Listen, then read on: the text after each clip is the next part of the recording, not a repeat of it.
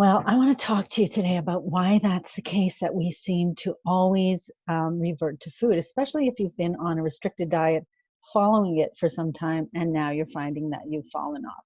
So, hi, everybody. I'm Ricki Heller from rickiheller.com, and I help people on restricted diets learn to love their food again, eat well, so that they can focus on healing and go on and live their best lives. So, um, first of all, I hope everybody had a restorative weekend. And really, the times we're living in right now with the world, so many things are changing. No wonder people are feeling unsettled and feeling stressed out. And that's totally understandable. Where I would like to focus is how that's affecting your eating and how that's affecting your health. Because if you're someone like me who has to follow a restricted diet for health reasons, you know that every time you go off your diet, this is much more consequential than just gaining weight. You become ill. And so you want to find a way for that not to happen, right? And so I just want to tell you a little story that I think illustrates what's going on. When I was like 5 or 6, my grandfather was diagnosed with liver cancer. And he had a very swift decline, apparently. This is what they tell me now. It was like less than a month from diagnosis to funeral. And at the time, I can remember really vividly two things happening. One, my mother was crying all the time, just all the time. And two, my mother was eating all the time and cooking. So we would get these dinners. Now, my mother was not a great cook. She was a great baker. But so we would have these like meals that she would normally not bother to cook, the kids' favorite meals. We had more food during that period, I think, than we had had at any other time before or after. And the reason was my mom was totally stressed out and sad and anxious and fearful, all the things that many of us are feeling now. And we have a pandemic, we have a revolution going on in our society.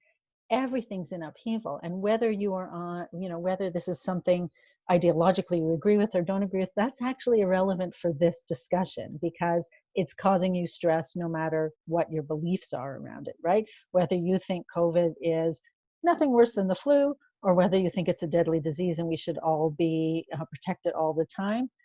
Either way, this period of time is stressful. So, what seems to be happening to a lot of people is they're eating off their regular diets. And why does that happen? Well, our brain, and I was talking about this last time, our brain is built to keep us safe. I mean, what they call the reptilian brain is really part of our history that wants us to always be safe. Totally makes sense. However, in this context, what it does then is it tries to keep things familiar. So you're either going to find in times of stress, oftentimes, that you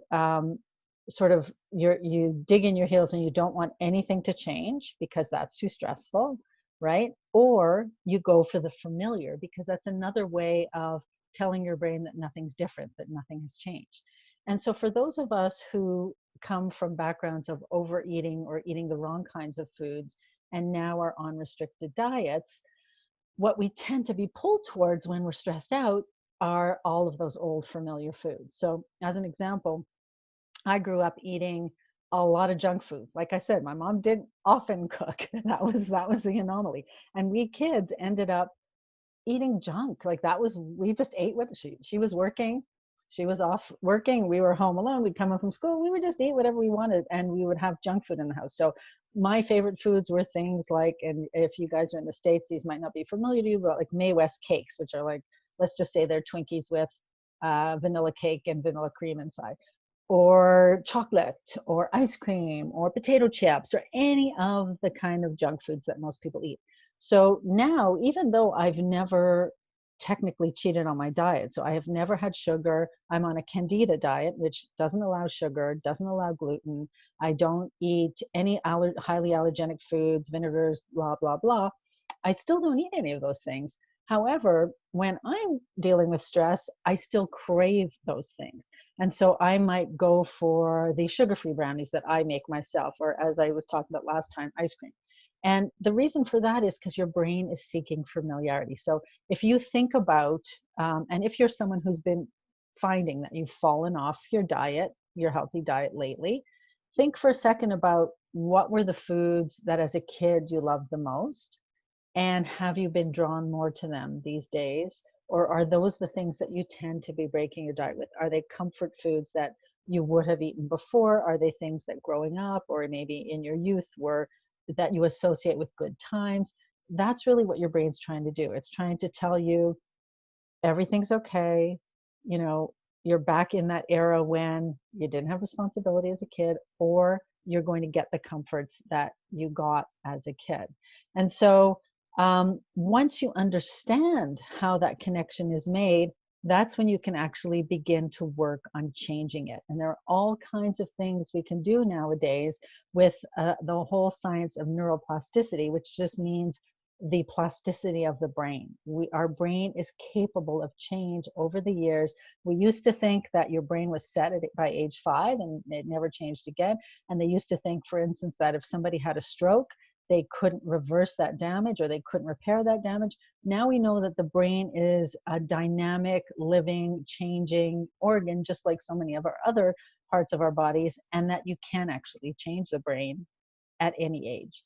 So it is possible to change the way you eat. It's possible to change the way you feel about food. It's possible to change your habits around food. But the first step is just becoming aware of that and knowing that, so that you can then use that as a stepping stone to all the different ways that you can change. So I hope that's useful. And I would say one of the things one of the first steps we can do is just notice that, right? Notice when you're going for the foods that you know you shouldn't be eating. What's going on with you? Did you just watch the news? Did you just have an argument? What is happening in your life that's prompting you to draw back to that childhood era of food? Or maybe it's from your teenage years or another time where you were eating those comfort foods.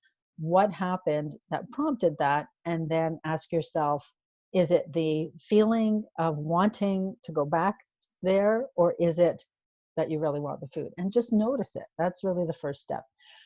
If you would like more support around this, I actually am looking to work with 3 very committed women who are on restricted diets for health reasons, for a new project. And I'm conducting interviews with people now. We're having phone calls where we're looking at would we be a good fit? And I would love to invite you to be a founding member in this project with me if it's something that resonates with you, and if this is something you are ready to make a change around, you want to change the way you eat permanently. I would love to talk to you.